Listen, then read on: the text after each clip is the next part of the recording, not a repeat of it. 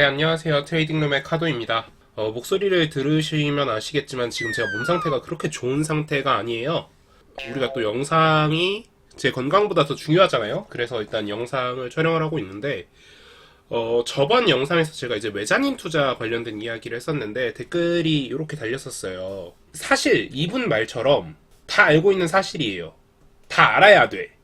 모르면 모르는 사람이 나 털어주세요 라고 이야기하는 겁니다. 그런데 이런 메자닌 투자를 사실 해보긴 힘들어요. 우리가 이 메자닌 투자라는 게 결국 뭐냐면 두 가지거든요. 진짜 단순하게 돈 털어먹기 위한 경우가 있고요. 그리고 둘째는 회사에 돈이 없어. 근데 여기 회사의 대표 A씨 지인 중에 돈 많은 A 프라임 C가 있단 말이야. 그럼 얘가 대신 투자를 해주는 거예요. 근데 이걸 유증 대신 CB 같은 형태로 받는 거지. 뭐 유증으로 받을 수도 있고. 그래서 이거를 쉽게 팔 수 있게 해주는 거예요. 요런 두 가지 경우가 있단 말이죠. 근데 요 위의 경우가 제가 저번 영상에서 말한 거고, 요 밑에 있는 경우는 저도 종종 해봤던 케이스예요. 그래서 사실 제가 메자닌 투자에 대해서는 어지간한 개인 투자자들 중에서는 아마 제일 잘 알 거예요. 왜냐면 내가 해봤으니까. 그리고 뭐 리픽싱 관련돼서도 얘기를 해주셨는데 한 달마다 리픽싱은 고정돼 있어요. 예를 들어서 24일날 발행이 된 주식이라면 24일 가격으로 무조건 리픽싱이 일어납니다. 그래서 주가가 내려가도 주가가 올라가도 한 달마다 무조건 리픽싱이 일어나고요. 이 일어나는 가격은 일주일 가격과 한 달 가격과 2주 가격인가? 이 세 가지의 가중 평균으로 합니다. 가중 평균이라는 건 뭐냐면 거래 대금을 고려해요. 그래서 요것들을 이제 평균을 낸 가격으로 이제 거래가 된다. 그래서 메자닌 투자에 대해서 조금 이야기를 해보려고 해요.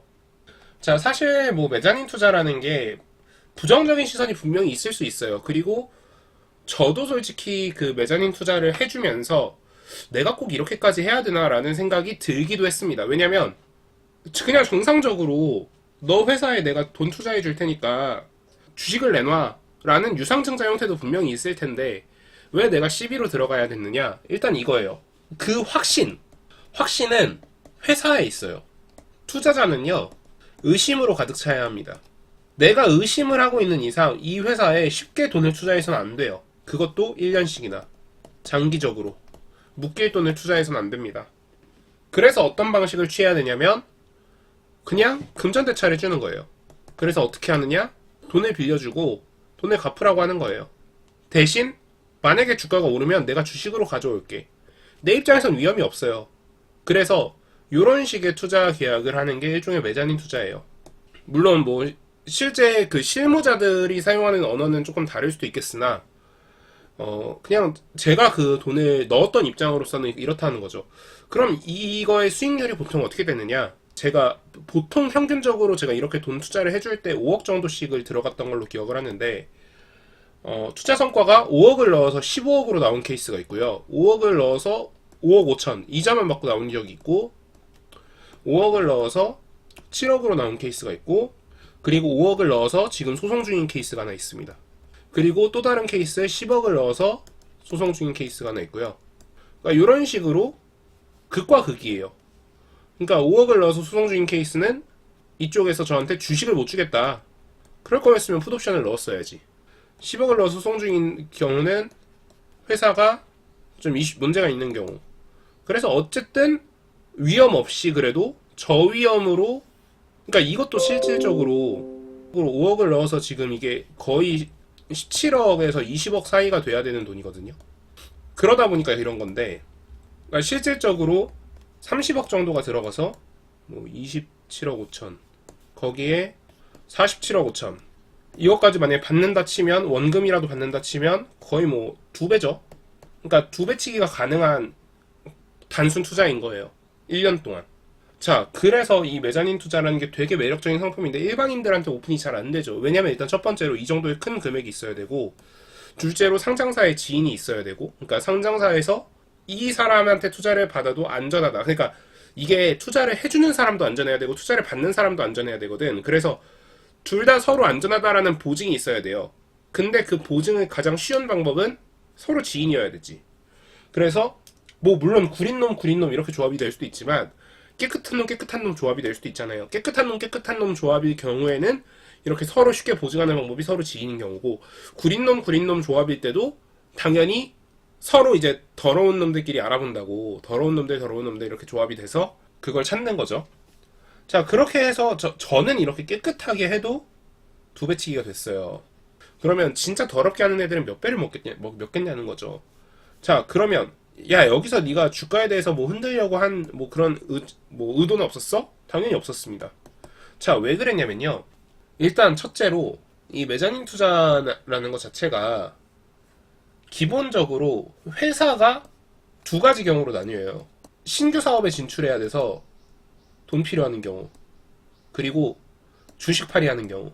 자, 위에 거인 경우에는 신규 사업에 진출하기 위해 돈이 필요하다라고 하면 이 신규 사업이 최소한 중박은 칩니다. 5월 뭐 그래도 평타 이상은 칩니다. 자, 왜 그렇게 되냐면요.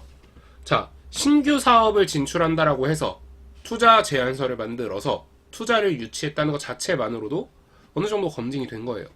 자, 바꿔 말해 볼게요. 신규 사업을 유치하겠다라고 했는데, 신규 사업을 하겠다라고 했는데 투자 제안서를 썼는데 투자를 못 받았다는 거는 개 똥망한 사업이라는 거예요. 그럼 이 회사는 지금 최소한 중박에서 평타 이상, 그러니까 이 두 가지 중에 하나는 무조건 해당할 수밖에 없는 거고, 그러면 주가는 무조건 50에서 100% 이상 뜁니다. 자, 그럼 주식 팔이하는 회사 어떻겠어요? 일단 이런 회사들은 저는 안 들어갑니다. 발행 한도까지 올라가는 회사들. 저한테도 당연히 제안 많이 오죠. 근데 그냥 다 꺼지라고 해요. 자, 그럼 이런 회사들은 어떻게 되겠어요? 그냥 200에서 1000% 막 뻥튀기를 시켜요. 1억 들어가면 10억으로 나오는 거예요. 미쳤죠? 그럼 제가 이거 30억 이렇게 들어갔으면 어떻게 됐겠어요? 그냥 말도 안 되는 거예요. 자, 그런데 물론 이거 제가 지금 이렇게 돌릴 수 있는 돈이 30억이 있다는 건 아니고, 이게 순차가 있어요. 그러니까 이게 순서대로 돌다 보니까 이렇게 된 건데, 이게 순서대로 돌다 보니까 이렇게 된 거고, 그래서 뭐 그 정도까지 제가 메자닌 투자에 그렇게 돈 돌릴 수 있는 정도의 상황이 그렇게 많진 않아요. 근데 뭐 아무튼 이런 식으로 시장이 돌아간다라는 거고, 그래서 이 부분에 대해서는 제가 다른 사람들보다 제일 잘 알 거예요. 그러니까 해본 사람이니까. 근데 그래서 여러분들한테 좀 몇 가지 조언을 드리자면, 일단 돈이 들어온 시점에 이 회사가 신규 사업에 진출했는지, 기존 사업을 확장했는지, 아니면 단순한 운영 경비인지, 이거 잘 확인하세요. 만약에 요거라면 요거는 여러분도 탑승할 수 있어요. 요거는 가운데 손가락 살짝 들어주시면 됩니다. 그래서 여러분들도 요런 그 투자하는 사람들의 관점보다 조금 늦겠지만, 이거 할 때 저는 기본적으로 할인 받고 들어가거든요. 이 사람들보다 당연히 조금 더 밀릴 수밖에 없겠지만 여러분도 나쁘지 않은 수익률을 거둘 수 있다라는 이야기를 드리면서, 이런 거 찾으시면 그냥 가운데 손가락 살짝 들어주세요. 이런 애들 잘 먹고 잘 사는 거 보기 싫습니다. 네, 오늘 영상 이 정도로 마무리하고요. 오늘 영상 도움되셨다면 구독, 좋아요, 알람 설정 부탁드리겠습니다. 네, 어차피 지금 제가 독감이 걸려서 죽을 것 같거든요.